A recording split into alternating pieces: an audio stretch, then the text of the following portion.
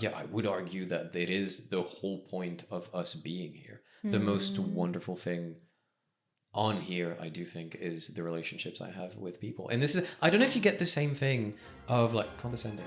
I don't know if you get. Hi Alice, how's it going? I don't know how to do that. No, you're like, we're recording, you're allowed to speak. It's Yeah. all good. How you doing? I'm good. I'm excited to be here. I know, thank you so much for doing this. It's gonna be so fun. You chose Love in the Time of Cholera. perfect. Yeah. You've told, yeah, and I've read this book and I've done my research on it and I know it. Why did you pick this book? I'm a big fan of magical realism. I find that magical realism describes things that reality cannot. And as someone who loves philosophy, I like to get as far away from reason as possible when I read fiction. So he's a favorite of mine. Yeah. What do you mean by as far as possible from reason? As far away from literal language, maybe, because I interact so much with literal language all the time. And this feels like a nice break from it. Yeah. This is a story about Florentino Ariza and Fermina Daza, two young people whose intense romance is derailed when Fermina marries the wealthy Dr. Juvenal Urbino. I feel so bad pronouncing those in like a very English pronunciation. Like I want to go Juvenal Urbino so bad. But I don't know, I like staying consistent. Florentino waits more than 50 years maintaining other affairs and dalliances, all the while preserving his devotion for Fermina. After Dr. Urbino dies decades later, Florentino renews his pursuit pretty much the day after the doctor's funeral, wasn't it? Like he just showed up at the door of like, hey, you're a widow now. Let's get back together. And so this love story begins. Who do you think this book is for?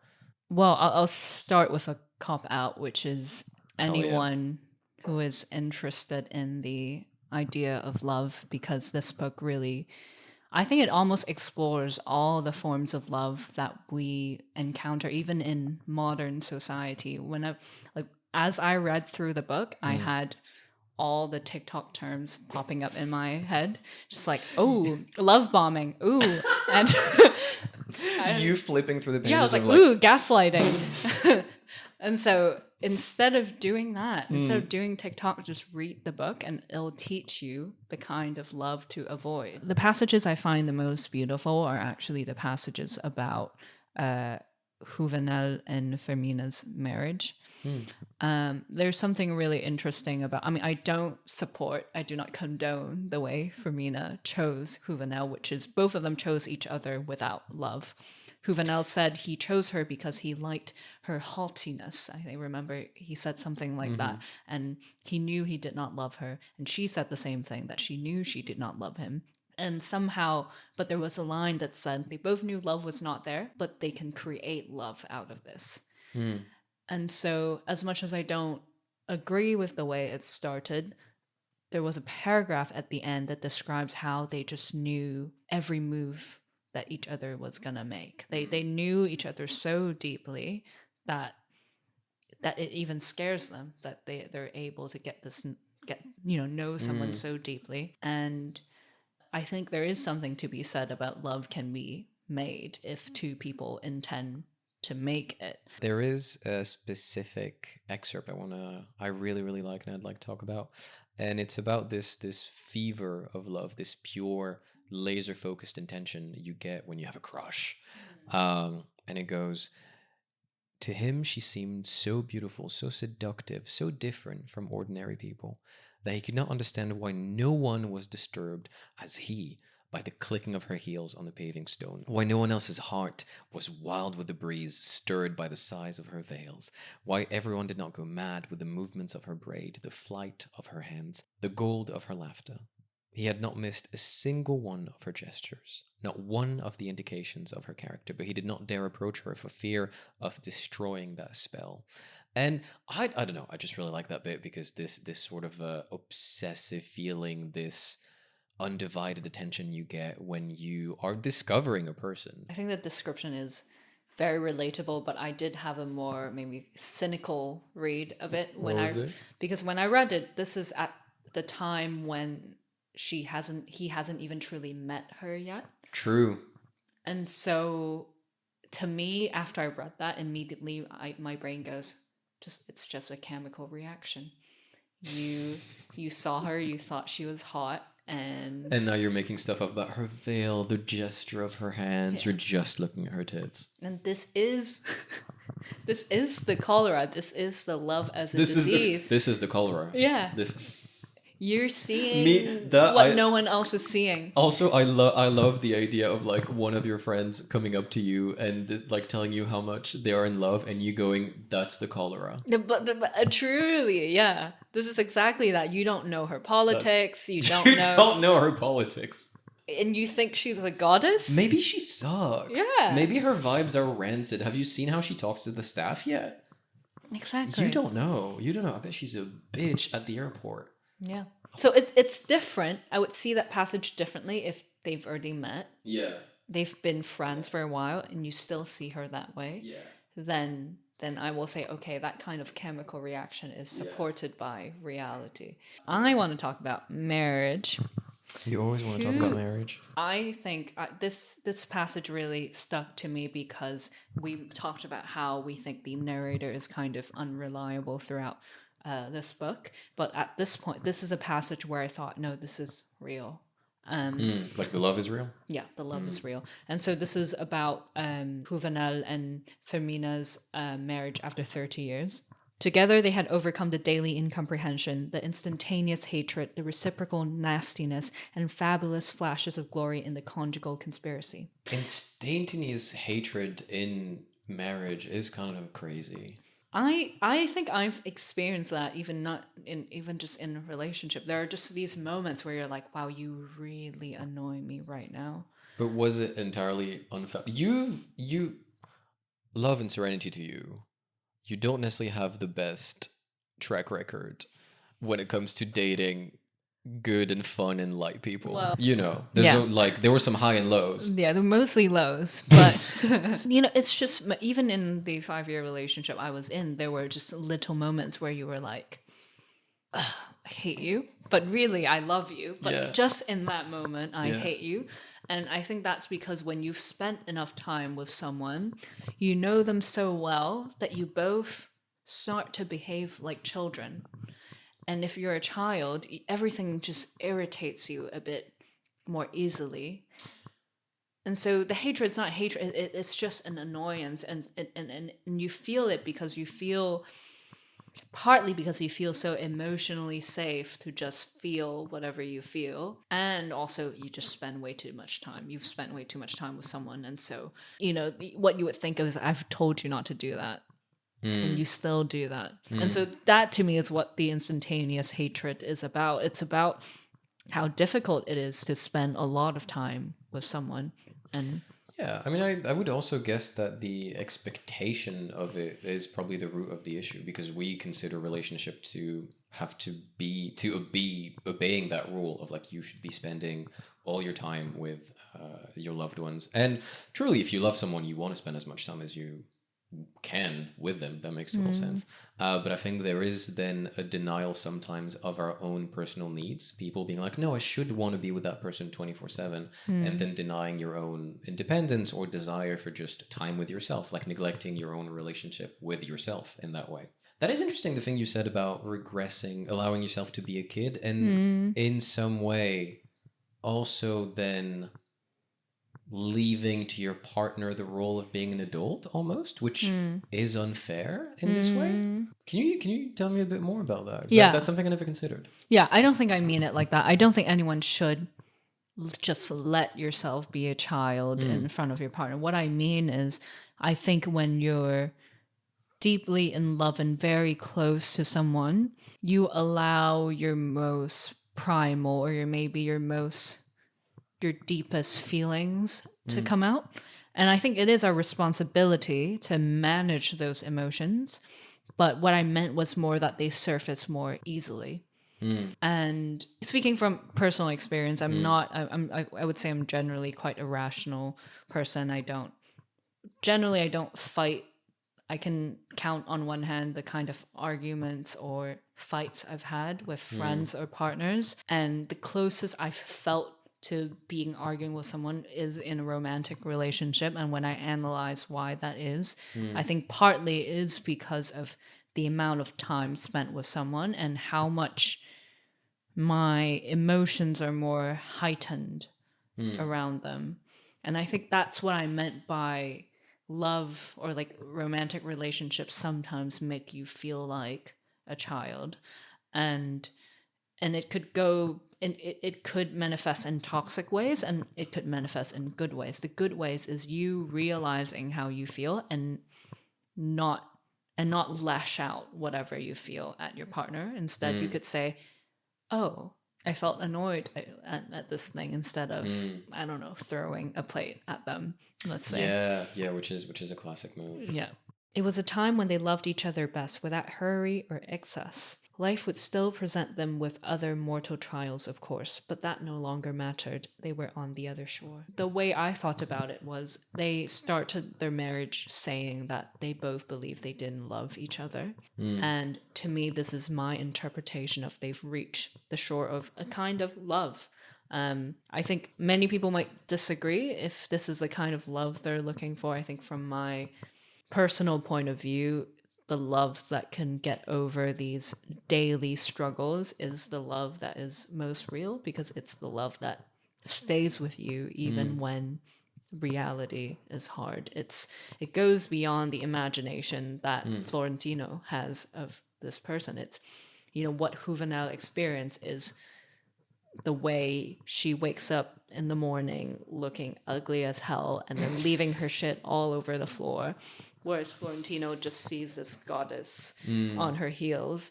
And so, I think to me, it's the other shore of love.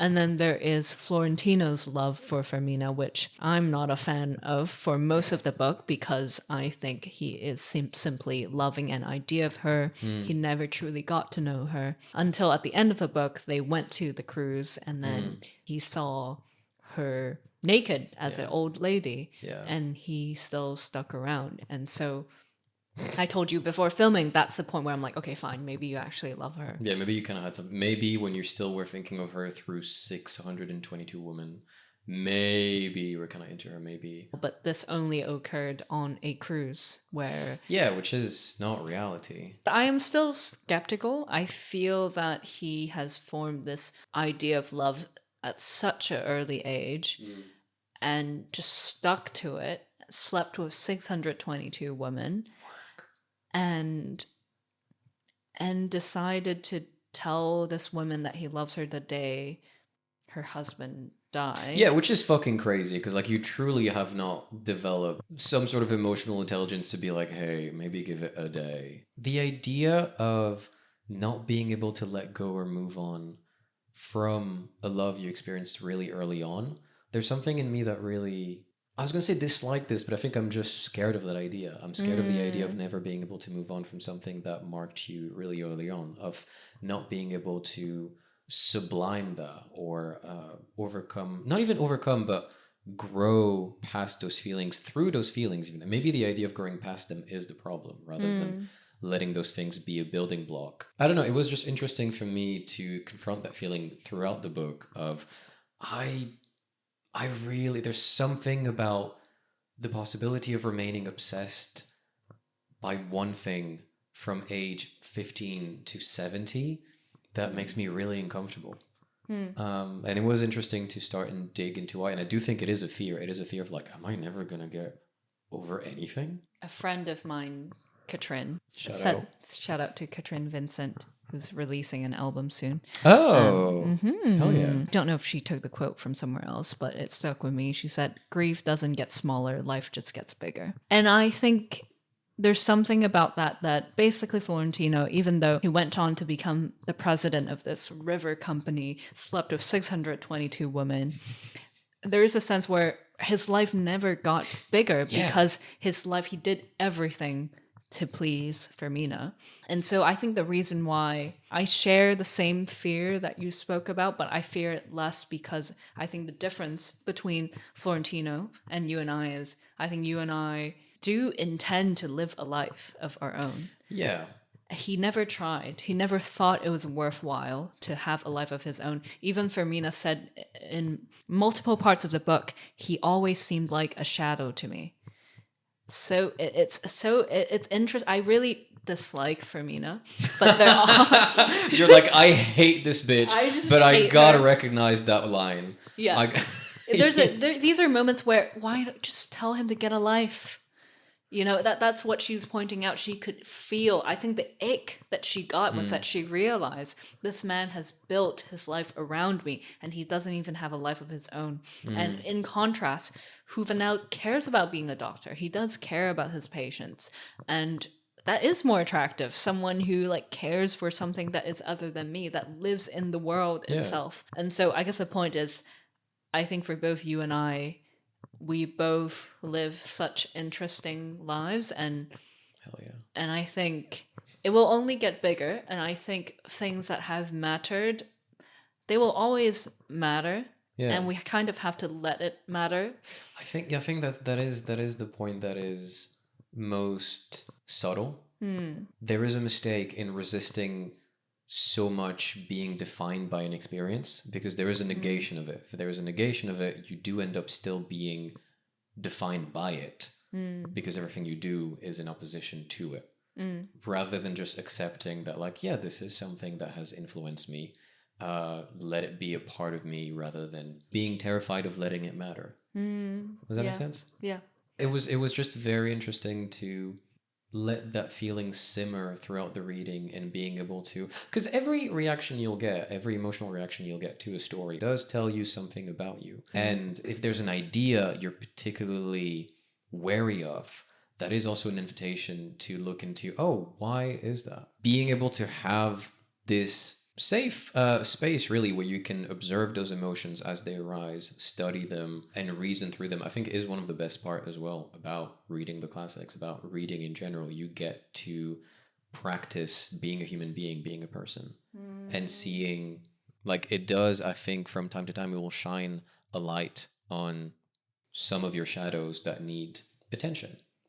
Rather than being cast aside to, like, no, let's just ignore that. Like, no, that's a part of you. Let's see what it means. Therapy through literature. That brings me to, I want to talk about why I hate Fermina so much. Please. That is my psychotherapy. Okay. I think it just flashed in my brain. I think I really dislike her because of how much pride she has. Really? Yeah. You don't like a prideful woman? I really don't like her because I don't like how she thinks she's better than everyone else, and that she thinks she knows who she is, but really she has made decisions just, out of pride. I think she married Juvenal for pride without good reasons. She didn't love him. I'll excuse the young Fermina. We've all been young, but I think as adults, I think the reason why I react so strongly to it is I fear people making decisions without truly thinking about what matters to them in life. And there's one part of the book where she said she thought that love isn't what would really make her happy. Fair. But what is it that would really make you happy, though? She never talked about it. But she did talk a lot about, at the end, when Juvenal, when they were old, she kept thinking about how unfulfilling her life has been. Well, bitch. Figure it out. Exactly. We can't. I mean, also, I would argue that sure, romantic love is not the thing that's going to make you happy above everything else. But I would argue that love in general is truly what's going to make you happy. And as you said, so many types of love, whether it's platonic love, familial love, whatever you want to call it, even different types of romantic love, it comes in many different ways. But yeah, I would argue that it is the whole point of us being here. The most wonderful thing on here, I do think, is the relationships I have with people. And this is, I don't know if you get the same thing of, like, condescending. I don't know if you get I don't know if you get the same thing, because when you said people making decisions without really considering what is their true priority, what is important to them, do you get the feeling sometimes like you want to shake people by the shoulder and go like, you're going to have an existential crisis at 30, I can just tell, because you need to know that, like, this is what matters. Does that make sense? Yeah, that's why you need to follow Ontaphilosophy. Shout out. Well, Yeah, I think, well, I do think everyone has their process. So I don't think you can really just shake someone's shoulder to shake someone out of their own confusion. Everyone has to make the decision to start Which thinking is about their so lives. fucking annoying. I know, hey, I love free will, but I do have the feeling sometimes of like, if I could just pilot you for like a week, we could probably get a lot of shit sorted. Keep in mind, my life is a mess, but I do feel like I could pilot someone else. Yeah. Yeah, figuring out someone else's life is easier than figuring out your own. Truly. One more thing that brings us to, I think, about what you just said about love is something that could make us happy. That takes us to, I think, the quote that Florentino has where he said he had to convince Fermina that love is an end in itself. Yes. I do love that quote. Love as a path that you walk not for an end goal, but for the sake of walking it. It is the very act of putting one foot ahead of the other and discovering new things about you, about other people, of opening yourself more and more. That is such a beautiful, beautiful quote. I love it. It is beautiful. I feel like the whole time I'm taking everything at face value, and you're like, actually, everybody's lying, and you're a fucking, you're a fucking I'm just idiot a for believing cynic. that. No, it is my belief too. I believe in love as an end. Love motivates everything I do. That being said, going back to being a devil's advocate, You would be a nightmare of a man. really, I thought it would be a great man actually. What? Immediately going for very, very cynical, wanting to pilot everybody, thinking that every woman in the book is a bitch. That's true, but if I were a man, I would try the opposite strategy. What? You have to be self-hating. If you're a man, you're gonna attack men. If you're a woman, you're gonna attack women. Oh my god, don't put that on. Do you want to say that? Can we get a clearer take on that? Yeah, sorry. So I think I find it interesting how he had to he knew that he had to convince her of that. Because this quote came by because he said that to convince her to be with him, he had to convince her that love is a state of grace, is an end in itself. Why would you love someone who also doesn't believe that love is an end in itself? It means that you have different values. Yeah, but I would argue that sometimes you can see that's so bad. You can see the potential in a person. Do not do that, kids. It's like, no, like if I can change him, Yeah. I can fix him. Yeah. I know he has a good heart and he has so many qualities, and like I've seen them, but he just doesn't fully commit. Yeah, totally. That's Totally, actually girl. You Yeah. can fix him. You have to like remind him to be social at parties, etc. Okay. You do have a point. I mean, I was going to say maybe that's the only case it worked, and because they're like only 75, but as you said, they're not really in the real world either. They are on a cruise where nothing is real, and they never get to confront the reality of living their lives, the actual lives on land. I never thought of the metaphor of them being outside of their own lives and being able to be in love for the first time, actually. And it's interesting that they only got to do that because they declared there was cholera on the boat. And apparently they cannot go back to shore because they're like, oh shit, there's actually no cholera. And we said that there's a cholera and now we're fucked. So we might as well stay at sea for as long as we can. Yeah, because then reality might break us apart again. Yeah. Because we have different values. We might not be, we're more interested in the obsession of love than the actual, damn. And they did say the thought of going back on land feels like death. Well, it means you don't have a life.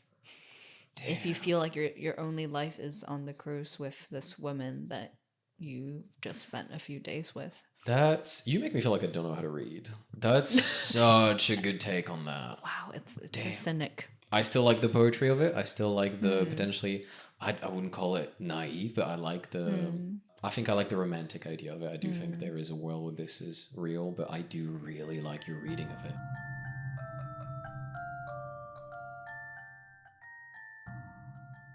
Alice, I got a couple segments for you. The first one I like to call extra reading, which is where I take a piece of something written either from you or to you, and we do a little analysis of it. And the thing I've chosen for you is a comment you've received on your philosophy account. Okay. You printed it. The That's so reason, lovely. yeah, the reason I've picked that one is because I do think it is a perfect hate comment. It's like the Fibonacci spiral of hatred. I'll do a dramatic reading of it. Yeah. And it goes, first of all, ... Marcus Aurelius didn't define detachment the way you're defining it. It takes a certain level of intelligence to understand the Stoic way of detachment. I'd like to go in details to help you understand, but I'm too tired to type now. Which is fucking crazy. And I've done a little analysis of it. Let me walk you through it. Oh, I freaking love this. Well, it Which- got 30 likes as well, so. So, starting with, first of all, which immediately implies a certain authority on the matter, but more importantly, an establishing of intellectual dominance, not only because they, as a more enlightened mind, have spotted multiple things you are assumed to have missed, but also because of their confidence in the fact that you listen to a multiplicity of their argument, which means their time is inherently assumed to be more valuable than yours. The ellipsis reinforces that feeling of condescension, as if it is worth pausing first to take in the vastness of your ignorance and to figure out how to best tackle it. Marcus Aurelius didn't define detachment the way you're defining it. Pretty straightforward. Implies you failed at the very first step of literacy and misinterpreted the words on the page. You're framed as a person who cannot understand text, let alone subtext. Wow. It takes a certain level of intelligence to understand the Stoic way of detachment. Now, that could be seen as redundant, given that this is all implied in the previous statement. However, what it says to me is that they thought it would be important to spell it out as plainly as possible. Otherwise, you might not get it. Very true. I'd like to go in details to help you understand, but I'm too tired to type now. And I love the World Help does a lot of very interesting work here. It frames the act of writing to you as a giving, a selfless act with no expectation of something in return. This is not an exchange, this is charity work. An idea reinforced by the last words, I'm too tired to type. Typing, famously one of the least demanding activities out there. But even that is not worth doing. Isn't that fucking crazy? It's a great comment. It's perfect. Yeah.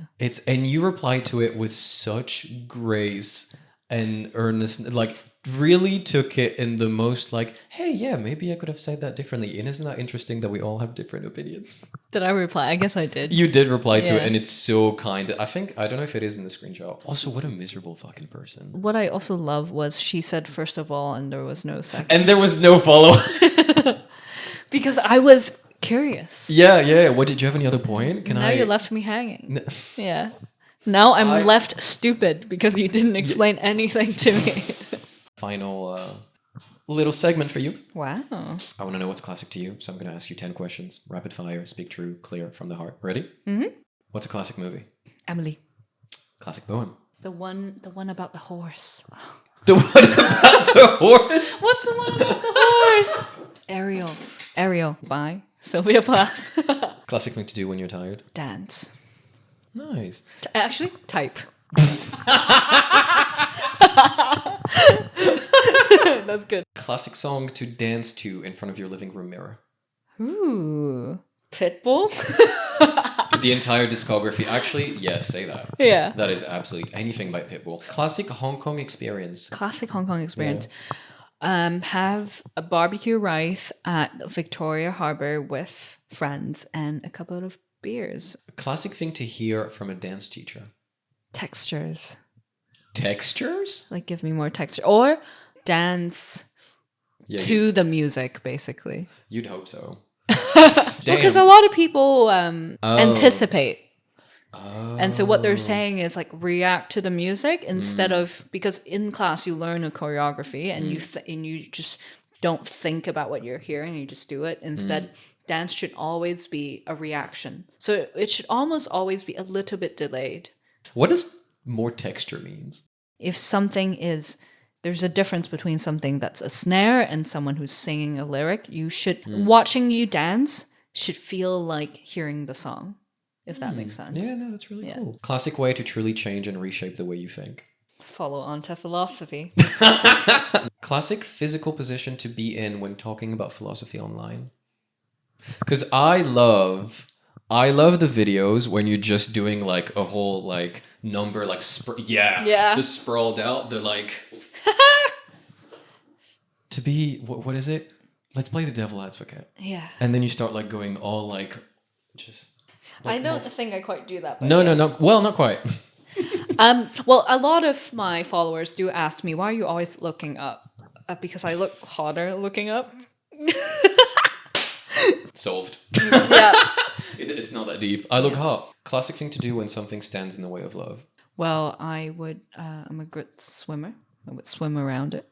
I would jump over it. I would burn it. I would break it. And I would actually just ask the other person to figure it out.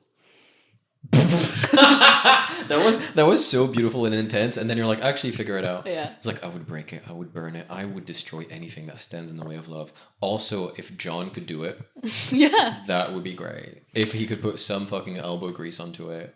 Yeah. My God, because women have done enough. Yeah. Too much of it. To stop being a giver. This year, being a giver is out. Yeah, taking is in. Pillaging. Yeah. Take Take whatever you can. Classic thing to say at the end of a podcast episode. Please stay in London. Aww. Aww. I don't mean that.